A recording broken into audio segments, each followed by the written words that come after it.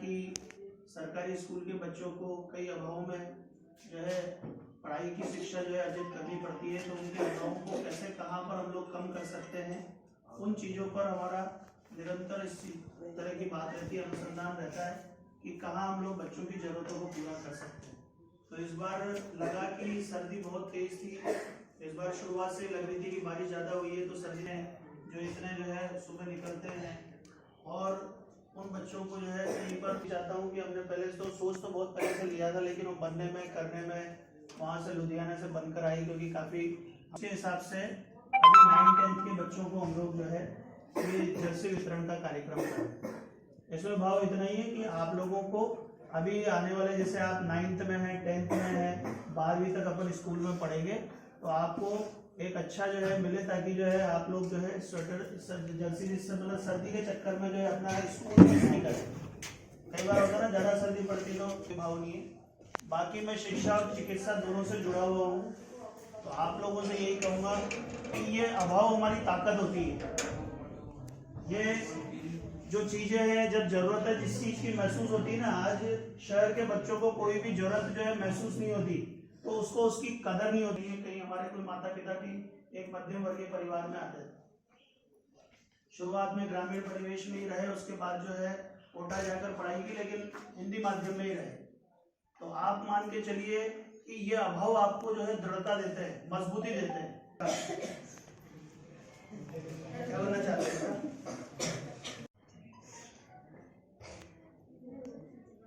Teacher बनना चाहते हैं, और कोई डॉक्टर इंजीनियर नहीं बनना चाहता, कोई IAS वगैरह नहीं बनना चाहता, कलेक्टर बनना नहीं चाहता सर। उनके प्रोग्राम में स्टार्ट है वो एक्चुअली वीडियो चल रही थी आप सोच जैसी रखोगे ना, वैसा ही सब चीजें परिस्थितियां वैसी होती है। टीचर भी एक बहुत जो है अच्छा जो है प्रोफेशन है, जिसमें हमें सब चीजें जो है सीखने को मिलती है, लेकिन आपकी सोच आपके हिसाब से तय करो और उसके हिसाब से कार्य करो। अगर आप अपनी सोच के अनुसार काम करोगे, लक्ष्य निर्धारित करोगे, तो वो लक्ष्य, वो मंजिल आपको जरूर मिलेगी। अपने आप आपकी परिस्थितियां वैसी होती जाएगी। जैसे फिर अगर हम लोग नहीं कर पाते, तो इसका मतलब भगवान ने हमारे लिए कुछ अच्छा सोचा है। जैसे डॉक्टर अब्दुल कलाम का नाम सुना है आप लोग, हमारे जो पूर्व राष्ट्रपति जो थे, अरे याद है कि नहीं है? वो क्या बनना चाहते थे? वो पायलट बनना चाहते थे। क्या बनना चाहते थे? लेकिन वो पायलट नहीं बने। पायलट के लिए उन्होंने जो एग्जाम दिया, वो भी बात करें मछुआरे के बेटे थे। आप समझना मेरी बात को, मछुआरे के बेटे थे। परिस्थितियां इतनी विकट थी, इतना घर का जो बहुत बड़ा परिवार था, उनके लिए खाने के जो है 2 जून की जो है रोटी नहीं जुटा पाते थे, लेकिन फिर भी उन्होंने अपनी शिक्षा को जारी रखा और CDS के एग्जाम में जो दिया जाता है पायलट के लिए, उसमें फेल हो गए थे, उसमें उनको सेलेक्ट नहीं किया।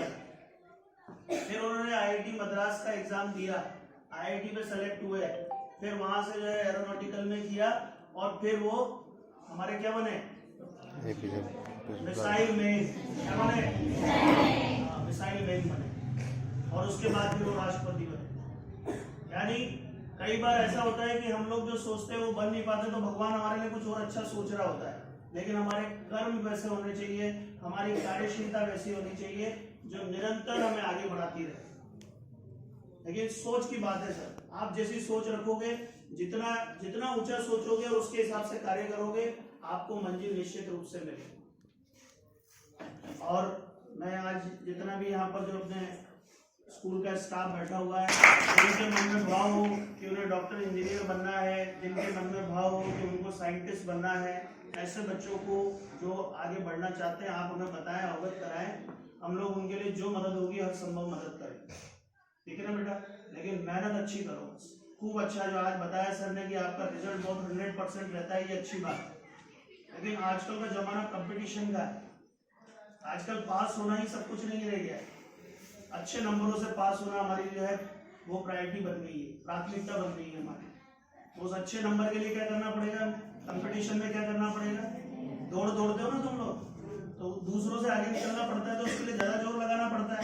तो वैसे ही पढ़ाई में भी अपन को ज्यादा जोर लगाना पड़ेगा, दूसरों से ज्यादा मेहनत करनी पड़ेगी, अपना एक लक्ष्य निर्धारित करके काम करना पड़ेगा।